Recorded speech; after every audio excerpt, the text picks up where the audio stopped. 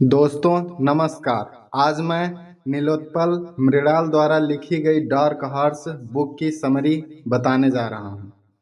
किस्मत किस्मत एक ऐसा शब्द है जो मेहनत की न जाने कितने कहानियों को निगल जाता है। क्योंकि जब भी हम किसी के मेहनत की कहानी सुनाते हैं, उसके सफलता की कहानी सुनाते हैं, तो एक शब्द हमेशा सामने आ जाता है, वो है किस्मत। उसकी किस्मत अच्छी थी, लक अच्छा था। क्योंकि अगर हम कह देते हैं कि उसने मेहनत से सफलता पाई है, तो फिर हम खुद क्या जवाब देंगे कि जब वो कर सकता था तो हम क्यों नहीं कर पाए। तो किस्मत एक ऐसा शब्द है जो हम अपनी नाकामयाबियों को छुपाने के लिए, खुद को दिलासा दिलाने के लिए अक्सर इस्तेमाल करते हैं जब हम दूसरों के सफलता की कहानी को सुनाते हैं। तो ऐसे ही एक सफलता की कहानी मैं आप सभी को सुनाने वाला हूँ। लेकिन वीडियो में आगे बढ़ने से पहले मैं देवेंद्र आप सभी का अपने यूट्यूब चैनल पर स्वागत करता हूँ। तो आज मैं आप सभी को नीलोत्पल मृणाल जी द्वारा लिखी गई किताब, जिसका नाम है डार्क हॉर्स, उसकी कहानी सुनाने जा रहा हूँ। डार्क हॉर्स का मतलब होता है किसी भी परिस्थिति में हार न मानने वाला। अक्सर बचपन से ही हम एक सपना बना लेते हैं, कुछ करने का, कुछ बनने का। लेकिन जब वो सपना पूरा नहीं होता या हम वो नहीं कर पाते जो हमने सोचा था, तो हम गिव अप कर देते हैं और हार मानकर कहने लगते हैं कि मेरे लिए ये नहीं बना।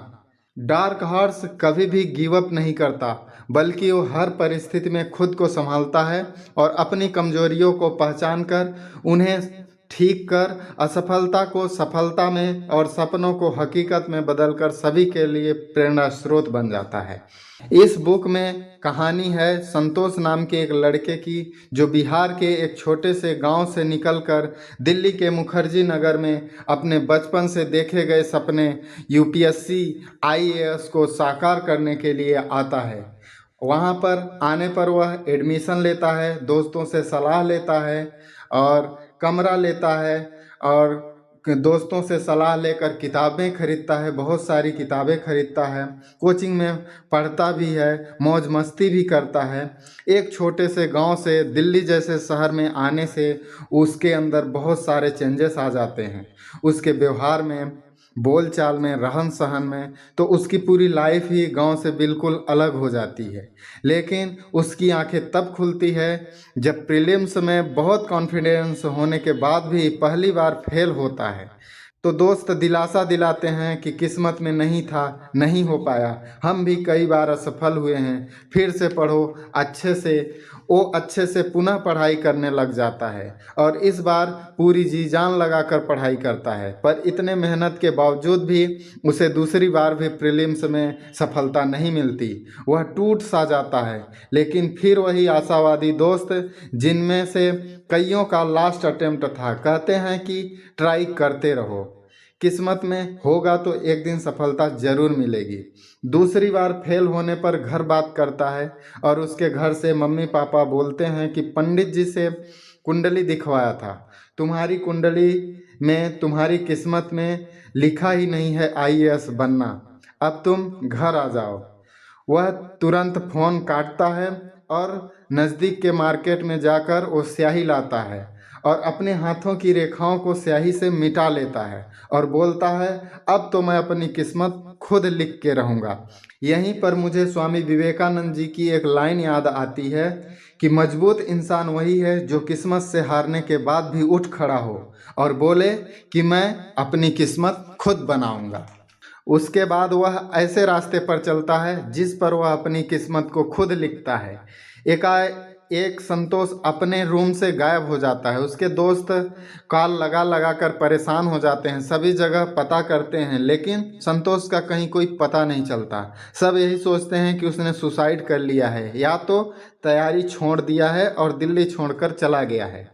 लेकिन कुछ समय बाद उसके एक दोस्त को कोचिंग के होर्डिंग बोर्ड पर संतोष की फोटो दिखाई दी, जिसमें वह आईपीएस की वर्दी में था। हाँ दोस्तों, संतोष अपनी किस्मत के लिखे गए दास्तानों को खुद से मिटाकर एक आईपीएस अफसर बन गया था। उसने लोग 5 साल तक तैयारी करते हैं, लास्ट अटेम्प्ट में सफल होते हैं, किस्मत में लिखा होगा तभी आईएएस बनोगे आदि पर से विश्वास न करते हुए मेहनत का मार्ग चुनकर अपनी किस्मत को मेहनत की कलम से लिखकर एक डार्क हॉर्स बन गया।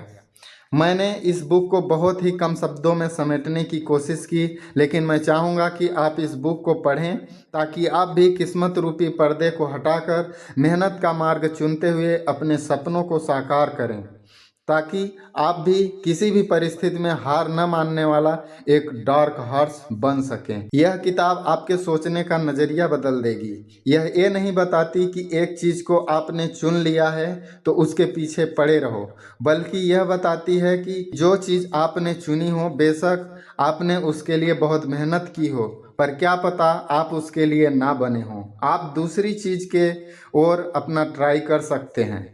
मैंने यह बुक पढ़ी, इतनी इंटरेस्टिंग लगी कि अगर आप पढ़ने लगें तो पलकें उठाकर दूसरी जगह देखने की कभी हिमाकत ही नहीं करेंगे, और बुक के ख़त्म होने तक आपके सोचने का नज़रिया ही बदल चुका होगा।